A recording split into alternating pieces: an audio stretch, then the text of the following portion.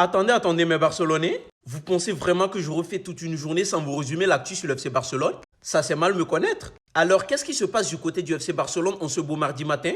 Est-ce le fait que Juan Laporta rêve toujours de Julián Álvarez? Ou encore, est-ce le fait que Fermín López est sur le point de prolonger son contrat? Mais avant d'aller dans le vif du sujet, mes Barcelonais, pour tous les nouveaux qui viennent de tomber sur ce compte, abonnez-vous, c'est ici que tout se passe. Objectif 30K, on enchaîne. Primo, je tiens à vous dire que les options de flic pour le milieu de terrain du FC Barcelone après l'absence de Pedri sont Fermín López, Dani Olmo, Eric Garcia, Marc Casado, Marc Benal et Tommy Marquez. Mais là, actuellement, la majorité fait confiance en Casado. Raison pour laquelle Juan Laporta et Hansi Flick ont fermé toute porte de négociation.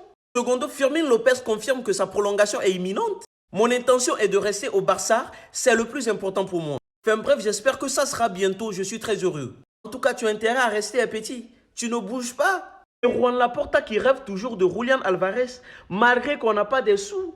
On n'est pas financièrement stable. Mais que ferons-nous? Que ferons-nous? Mais au cas où le FC Barcelone échoue sur le côté de Julián Álvarez, ils ont un plan B, c'est de faire venir Vlahovic, le point de la Juventus au FC Barcelone. Barça intensifie sa recherche d'un attaquant pour remplacer Lewandowski cet été. Et Julián Álvarez et Dusan Vlahovic figurent parmi les cibles. Au cas où le FC Barcelone échoue du côté de Julián Álvarez, c'est Vlahovic qui sera la cible numéro 1 maintenant. En tout cas, l'homme de la situation, Hansi Flick, est là et on compte sur lui. On sait qu'il fera de beaux boulots. Actuellement, c'est que les joueurs que Hansi Flick veut au Barça, le FC Barcelone n'a pas des sous pour les débloquer. Il gère pas mal l'effectif présent. Hein.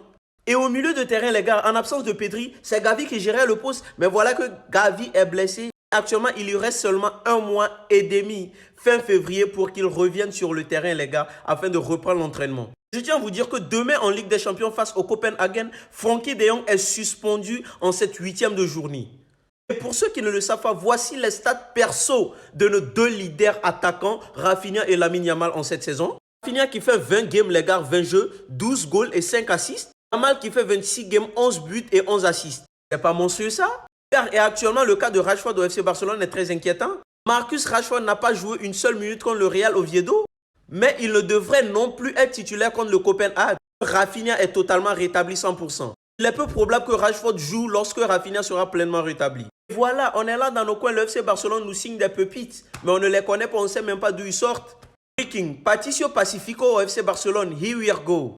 Avec option d'achat de 1,8 million d'euros plus bonus, pouvant devenir obligatoire selon certains objectifs. Il intégrera en première temps le Barça Athletic d'abord. Les gars, comme je vous l'avais dit, c'est confirmé, Marc Casado ne veut pas partir de Barcelone cet hiver, mais un départ l'été prochain reste possible.